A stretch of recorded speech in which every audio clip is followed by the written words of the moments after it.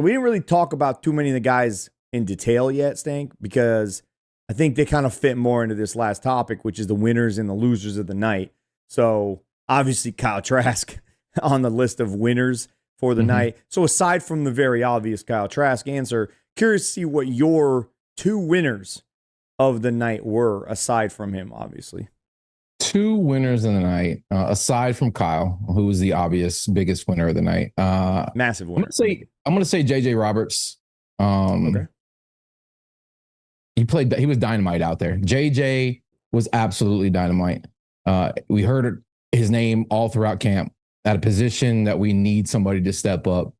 And he did. He stepped up. He looked good. Shadera also, Shiloh also, Shiloh also, played decent as well, and made an impact at times. But that's good because again, we need guys at that position.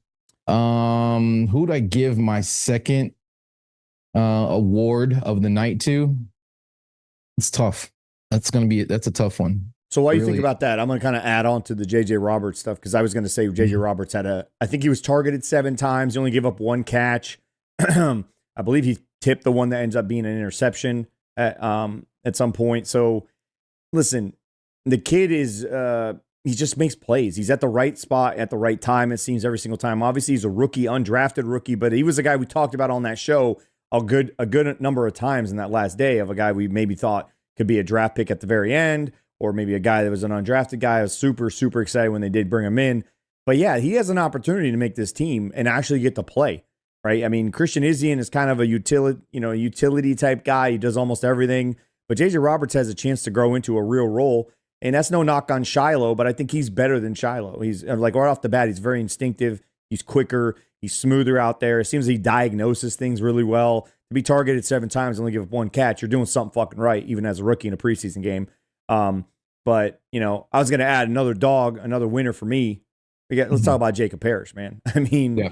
I think that one was the one that really just screamed off the screen almost the entire time he was playing. That kid looked every bit the part, very Rondé-esque at times, just making plays, gets his hands in there. He's not afraid to get his nose dirty. Yes, he got beat a couple of times by Calvin Ridley, but you know what? He needs that. You need to go against a guy that caliber to make yourself better, and also understand that, this shit ain't fucking camp. I'm not going against, second and third string. This is Calvin fucking Ridley, who can still play in the NFL.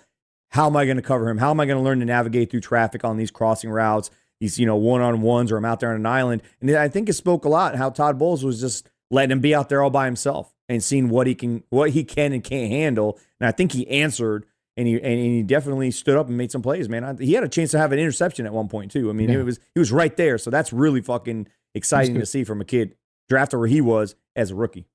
Really, that whole secondary room, Hayes, Funderburg,